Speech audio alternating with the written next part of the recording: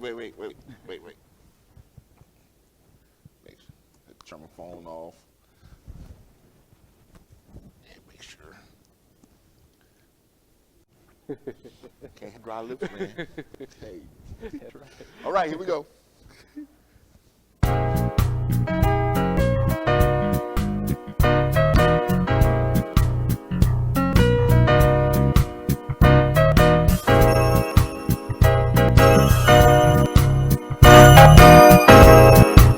Good morning.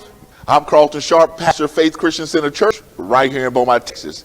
And we're here on what's happening in our neighborhood. And today, my special guest is Mr. Joseph Stevens Jr. Welcome. Welcome. Thank you. Hey, listen, tell us a little bit about yourself. So my name is Joseph Stevens. I graduated high school in 2013. I love traveling and I love reading books, man. So now you are local and homegrown. You went to Memorial High School. Yes, sir. Go Titans. Isn't that so? That's so. Yes, sir. Now, Joseph, now you went to college at HBCU? Yes, sir. Tell us a bit about that. So I went to Wally College. I graduated in 2017 with a BA in Business Administration, and since then I've been on the run. So. Yeah, but not only that, but you also got your master's degree. Yes, sir. So I just completed that 2 weeks ago, and yes, sir. And I'll be graduating in April of this year, so I'm really excited about that. What an accomplishment! I mean, you, in 4 years you get your bachelor's degree, and a couple of years later you get your master's degree. Yes, sir. I mean, you are a go-getter. Yes, sir. And so now both of them are in business administration. Why business administration? Well, I love business. I love the independence that business gives. So I thought what better way than to basically just fully submerge myself into business and learn more as much as I can and apply that information. Now, so you've come out of college. Yes, sir. And you've decided to start your own business. Yes. Tell us a little bit about your business. What do you call it? It's Sumptuous Consulting, and we're a management consulting firm. So we help businesses navigate through some of the sticky situations that they might get themselves into. And not only just problems with business, but we also help in other fashions also. Okay, so why Sumptuous Consulting? Well, the word sumptuous means luxury, means expensive, so I just wanted to give it that beautiful, polished outlook on it. So, and then consulting is what I like to do. I like to help people figure out problems and just reach where they're trying to go. So if a local company is watching today and they say, well, we're having some challenges in our HR department or whatever, your business can go in and assist them and putting the plan together. Absolutely. So what we do is we look at the scope of everything and we try to figure out what's the problem, what is causing this business to encounter those situations, and then we go in, we'll do our research, and we'll present them with a plan, and not only will we present them with a plan, we'll help them get through the plan. So you will actually put a system together. Yes, sir. For them to overcome that challenge that they're facing. Absolutely. Okay. Now, also, one of the things that you do is help rebrand. Yes. So, what we like to do is, most companies don't know, but in business it's called social responsibility, and that's when a company is doing their best to show their positivity in the eye of the public. So, what we like to do is, and we like to encourage companies to do things that involve the community and not just for themselves. Go ahead. So, for example, we're dealing with one company and they're having some issues with their branding. A lot of negativity is coming on that brand. So what we're going to do is we're going to go in, we're going to get that brand back on track in the eye of the public. So we might do, you come in, you get the service, but you get something free as you exit in the building. So that's something we like to incorporate for the community. Now, you also encourage them to do community service. Absolutely. Yeah. Yes, sir. To help in that rebranding. Yes, sir. Because it's important that we not only use our community, but we actually support our community. So if we can give back by just picking up the trash in the neighborhood, or just having your establishment go out and feeding people, not only when it's Thanksgiving time, but just periodically throughout the year, is always a good thing to do. But now, you also do something called financial literacy. Tell us a little bit about that. So financial literacy is the practice of knowing how finances work. And I like to discuss financial literacy with everybody that I encounter because we all deal with money, from the little kids to the past. Yeah. We all dealing with some form of income. So financial literacy it's a broad spectrum, but I like to narrow it down to how your money works. I've said before that everybody works, but most people don't get paid for their own labor. Ah. Yeah, so you work 9 to 5, you're working 40 hours a week, but then here comes the bills, here comes the rent, here comes all the other utilities that you have to pay, and then you're left with maybe $20 and you have to live off maybe 2 weeks or a week off of that. And that's just, I don't like that. You're working hard. You should be able to own what you're working for. So how do you help the consumer better understand the financial situations? So I encourage to the max that people buy assets. You have to buy assets. That's the only way we start making money for ourselves. Assets can be property, stocks, bonds, securities, even the cryptocurrency now that's coming into fruition. So I encourage them to buy those things. And where can they buy those things? Well, each I think first Tuesday of each month, BOMA actually does auction for property, so that's a place that we can begin. And being that income tax is coming in, some of us are going to have a substantial amount of money that we can buy certain things with. A car is not an asset, but if you need a car, understand, go and get the car. If we can buy something that's going to appreciate in value over time, I definitely encourage people to do so. So how do you change the mindset of a consumer mentality to an investment mentality? It takes a lot of work because as children, we're programmed to buy the things that we want or buy the things that we need and not necessarily the things that make us money. So it's definitely a process, but I try to tell them to use our internet. Let's use our time more wisely. Other than being on social media all day, we can convert that time into searching the web and saying, how could I make more money with my money? There's countless amounts of information on the internet, so I encourage them to maybe pull away from social media a little bit and just say, hey, what's a CD? What's a security deposit? What are these things I can do? So that's how I try. I even, like, the funny thing, but I have 3 little cousins. They're young ladies, and every time I come in contact with them, I ask them, what's an asset? What's a liability? Just off the muscle, because these are things that we know that the public institutions, as far as schools, are not teaching them. So, and that can start at home. And so if I know the information, it makes no sense for me to hold it. I have to give it to them. So how do you change the mindset of your generation? Wow. So I mean, they come out of college, right? Just getting into a career. Yes, sir. But yet they don't have the financial literacy to understand how to make an investment. So how would I go about changing their mind? I don't think I can change it, but I can maybe put a seed into it till we're like, oh, I've heard this before.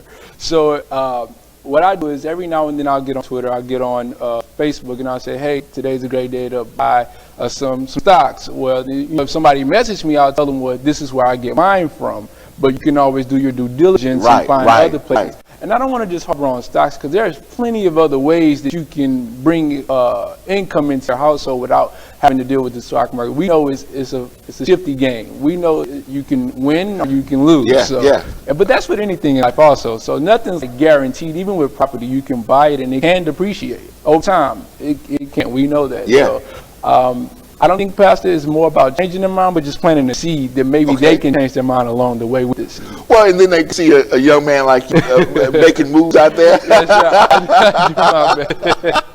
Yes, sir. Okay, now, what about entrepreneurs? Oh man, that word is golden to me. That word is everything.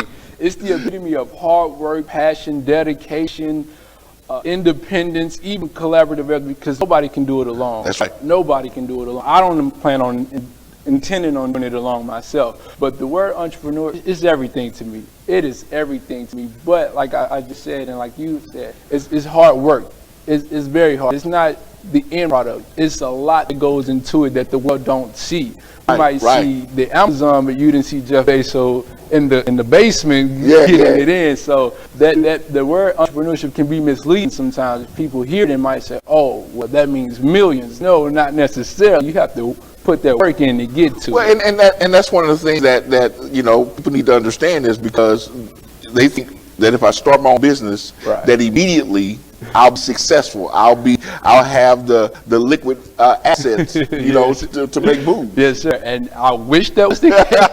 I really do wish that was the case, but unfortunately, that is not the case. It takes sometimes months without getting paid, no source of income, but your God puts that in you. So like, hey, son, I know that it may not look so good right now, but if you just keep on putting that work in, you're going to get what I have planned for you. What's the average time that if somebody is thinking about starting their own business that they should look for the return on investment? That's totally contingent upon the product or service that they offer. So if you have something that's a hot commodity, it might turn over a week later, hours later. But if you're dealing with something more long-term, let's say like a real estate company, sometimes property can sit for a while, even if it's a beautiful home. Sometimes the market is just not there. Mm-hmm. And actually, I think that's what we're experiencing right now with the housing market. So it's very finicky. I can't really put a time on it because I don't want to mislead anybody, because it could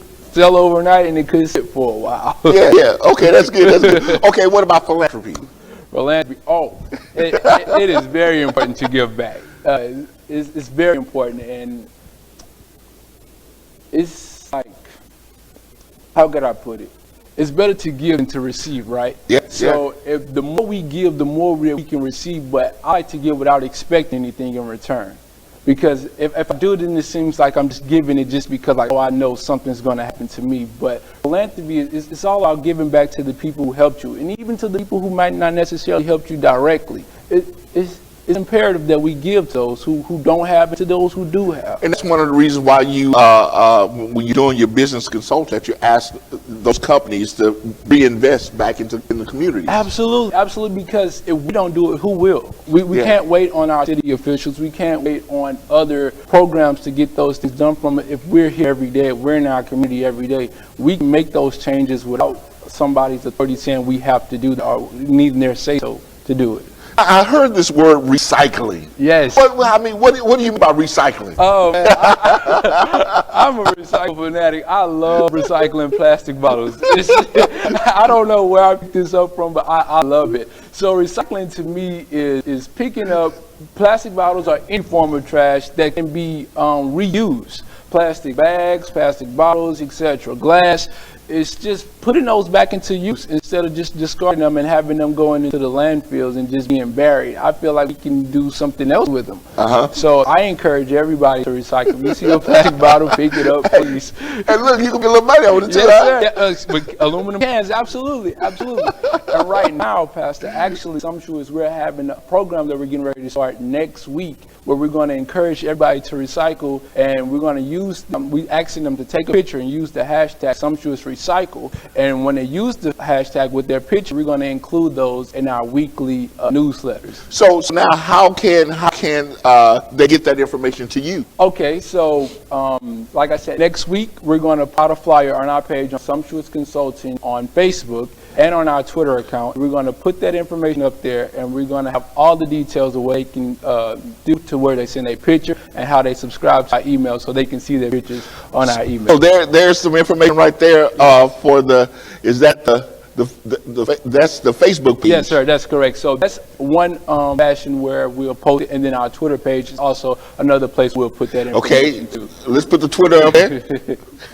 She probably just put it there, take it down, but there's a Twitter page. Yes. So that's two places where we'll have that information up there so people can screenshot it, whatever they have to do with it. But we're just encouraging everybody to start recycling. You know, those old plastic bottles in your kitchen and everything. Just go and give it to your local recycling place and just feel good about picking up some trash. Okay, so Joseph, if there's a company out there that needs your services, how can they get in contact with you? You can get in contact with us via Facebook, via Twitter, even by email. We're always available. We're not open on weekends, but we are Monday through Friday from 8 a.m. to 4 p.m. Okay. Our phone number, 713-487-5629. And it's right there on the screen. Yeah. And you can always email us also. We're always available to help in any business, no matter if it's big or small. We just want you to be dedicated. When you come to us, we want you ready to work because we're ready to work. We're not like a part-time thing. We're fully immersed. So you sign up, we're ready to rock and roll. So we're scheduling you for consulting meetings, and we're ready to get you in there and get the business going, because it's not our goal. we want what you want for your company. Whatever your goal is for your company, that's what we want for you. Yeah, and we're going to do our best to get you in that position, to get you where you want to go. But Joseph, I'm so excited for you. I mean, a graduate from Port Arthur Memorial, Yes, Titan. I mean, got your bachelor's and your master's degree, man. I'm Yes, sir. proud of you, man. Thank you. It's good to see a young man striving and doing his thing. Yes, sir. I appreciate that. So listen, I want to thank those of you watching today. Hey, Sumptuous Consulting. And if you need their services, again, the number is right there on the bottom of your screen. You can see it. Give me that number again, Joseph. It's 713 713 5629. Or you can go to their Facebook page, Sumptuous Consulting, or the Twitter account, and you can find them there. And there's the information on the bottom of your screen. Again, I want to thank Joseph for joining us today. And I want to thank you for joining us today on what's happening in our neighborhood. And we will see you next time on our broadcast.